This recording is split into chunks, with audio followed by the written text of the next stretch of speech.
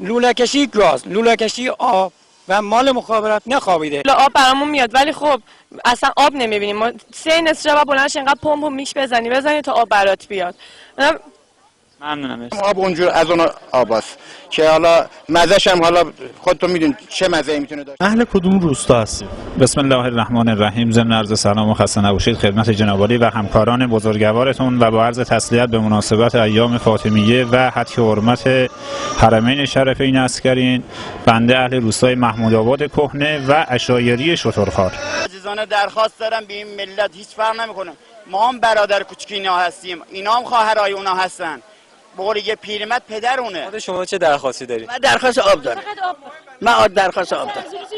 من فقط درخواست آب دارم.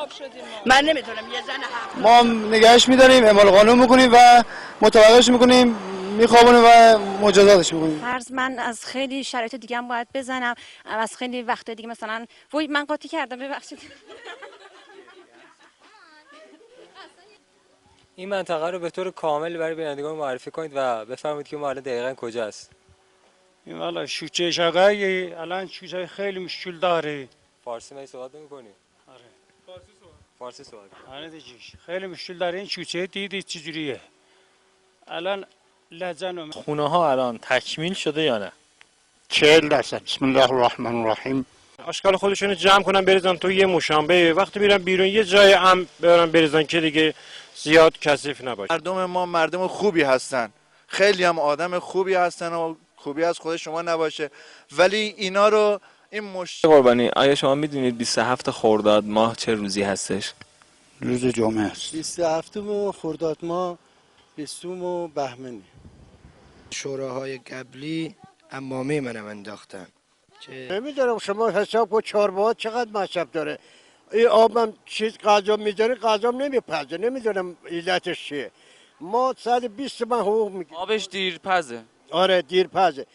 سر کوچه خودمون دیدم در حیاتمون کمی بازه، خانومم پشت در تو حیات نشسته و مهمونایم که اومدن همه خوابن، اشاره کرد به من بیا. یه نفر هول شد رفت داد، بقیه ندارن که بدن، حالا باید چیکار کنن؟ شما اینو با ما بگید. باقی هول نشن نده. بله.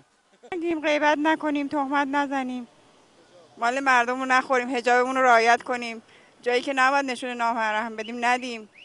برای خانوما خیلی سنگین‌تر شده چون جنگ الانی که ما داریم جنگ پشت هستش، قبلا روبرو بوده، جنگ روبرو راحت‌تر هست. مایه‌ای که یک کشور داره، ما از اونا میتونن از ما استفاده بهینه کنن، ما اجازه میدیم این استفاده رو از ما کنن.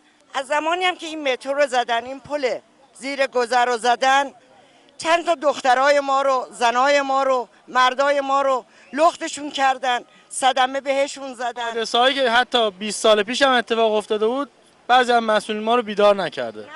نکردن دیگه. اگه میکردن که اینطور یک کاری میکردن اینطور نمیشد. چند وقت این حمام مخروبه تو این منطقه است و چه مشکلاتی برای خود شما که ساکن این منطقه هستید به وجود آورد؟ بسم الله الرحمن الرحیم. سلام عرض میکنم خدمت حضار محترم و آقای شهرام و حاج آقا اینا تشریف آوردن اینجا از پاسگاه. شما هم زحمت کشیدین. ما بچه همینجا هستم.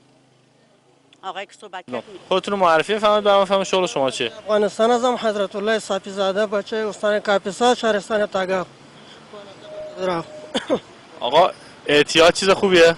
احتیاط خیلی چیز خوبه، برای خانواده خوبه، اعتبار بزرگ احتیاطه. متشکرم. آقا مرسی.